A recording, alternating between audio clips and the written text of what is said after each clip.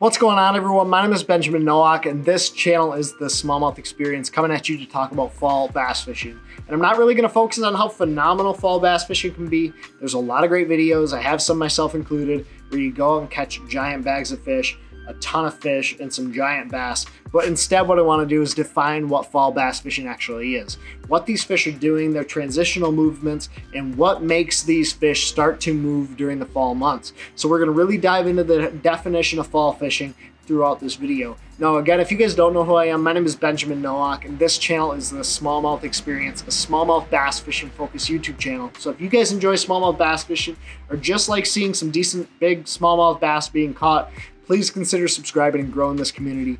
Let's blow this thing up, and I would really appreciate the support. And if you guys like this kind of content, please go down there and hit the thumbs up button, because it lets me know that you guys enjoy this style of video. Now, without further ado, let's dive into this thing. So the way I'm going to break this video down is by breaking the fall up into 4 different phases, because that is one of the biggest things that I think is misunderstood about the fall, is that it's really a period of transition for these bass. They're a period of transition from the summer to the fall.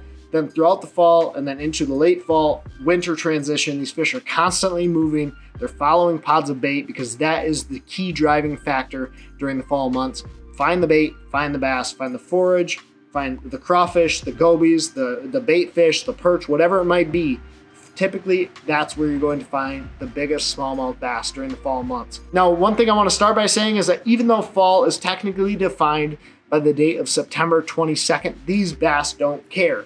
They don't care about a calendar. They don't care about pumpkin spice ads. All they care about are the environmental factors that are going to trigger them to move throughout the fall transitional periods. They're going to look at what's going on or feel what's going on around them and say, I need to get fat. I need to start feeding up. I need to go up shallow, because these are optimal temperatures for me to go up and feed. The way we're going to break this thing down is into 4 phases. We're going to talk about the different water temps, the different conditions that are going on environmentally that trigger these fish to start to move up shallow. The first phase we're going to talk about is that late summer to early fall transition. And this to me is characterized by water temps below 70 degrees down to the low 60s, because this is the time of year when those fish are really transitioning out of the deepest water. And this is the end of August to early mid-September, when those fish are moving from their deep summer haunts. They're starting to move shallow. Your nights are getting longer, and your days are getting shorter, and the water temps are starting to fall. These fish are going to be triggered to follow that bait shallow, because that bait is going to start to push up around those shallower water areas. During this late summer to early fall transition, this is probably one of the toughest times of the year to catch fish, because these fish are constantly on the move. One day you're going to have really warm weather that's going to push them back out deep. Another, you're going to have a really cold night that's going to move these fish up shallow, so you're going to have to constantly be transitioning. This is the time of year when you're going to have 40 rods on the deck of your boat. I mean, maybe that's an exaggeration, but you're going to have a lot of rods on the deck of your boat. You're going to have a lot of different techniques taken with you, because these fish are going to be moving from deep water to shallow water and vice versa.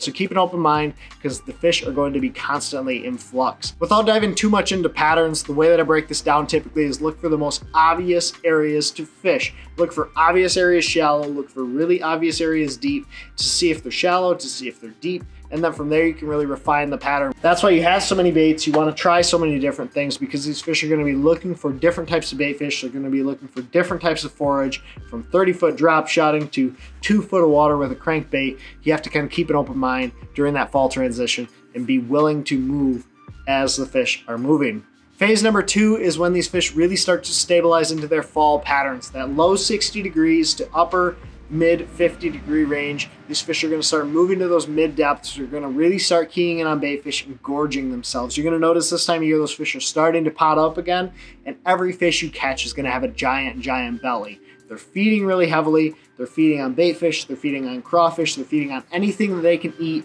and get in their belly before winter time. So where I like to look at those mid-depth ranges, 10 to 15 foot of water range, where those fish can really start to stage up to get shallow again. You're going to look at those main lake points. You're going to look at those secondary points leading back into your creeks or on your obvious structure or cover areas on your bodies of water, where these fish can be staging up to basically push up onto those shallow flats. You can catch them on a whole bunch of different baits, from a swim bait to a crankbait. You can catch them doing a whole bunch of different things, but look in that mid-depth range where those fish tend to group up in the pre-spawn, and you'll probably have some success in that second phase of the fall.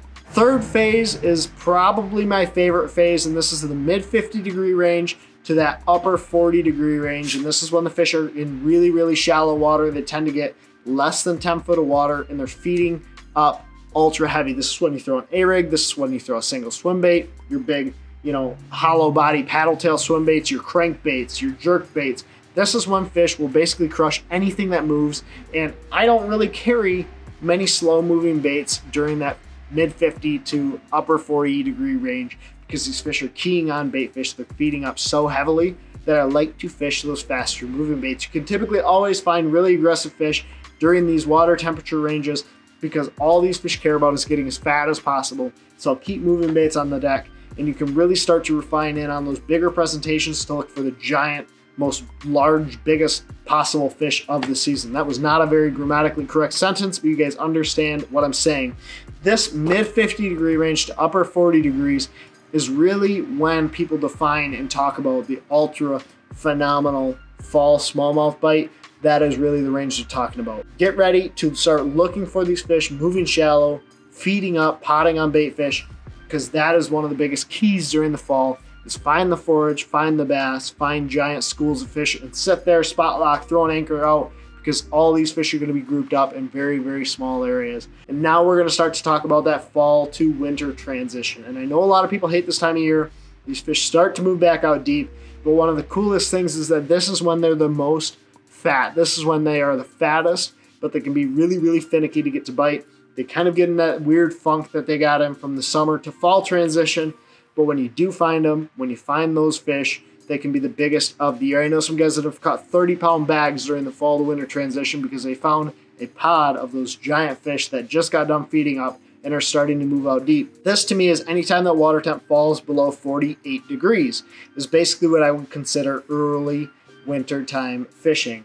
This is when you're going to have to downsize presentations. This is when you're going to have to start slowing down, throwing a blade bait, throwing a single swim bait, throwing a football head or a Ned rig and really dragging it slow along the bottom. But you can catch absolute giants this time of year because those fish are still a little bit hungry. They're starting to kind of slow down. They're starting to move back out deep. So if you find those fish, you can catch giants, but it gets a little bit tougher. So those really are the 4 phases of what I would consider the fall transitional period. You have your summer to fall transition, which is basically that 70 degrees to low 60 degree range. You have that fall stabilizing period from that low 60 degree range to the upper 50s, mid 50 degrees. Then you have my favorite season, the mid to 48 degree range, and then 48 and below is when you start to look at that fall to winter transition. That's the way I break it down. That's what I start to look at. And I hope that this gives you guys some information to go out and catch giant smallmouth bass. Now my next video is really going to dive into some of my favorite mid-fall patterns, what I really look for when these fish are starting to stabilize, they're starting to get into those fall patterns. So stay tuned for that thing. But as always, I hope this video helped you guys out. If you guys have any questions or comments, hit me up in the comment section below. I respond to each and every one of you guys. As always, thank you for watching. Take care, tight lines. God bless.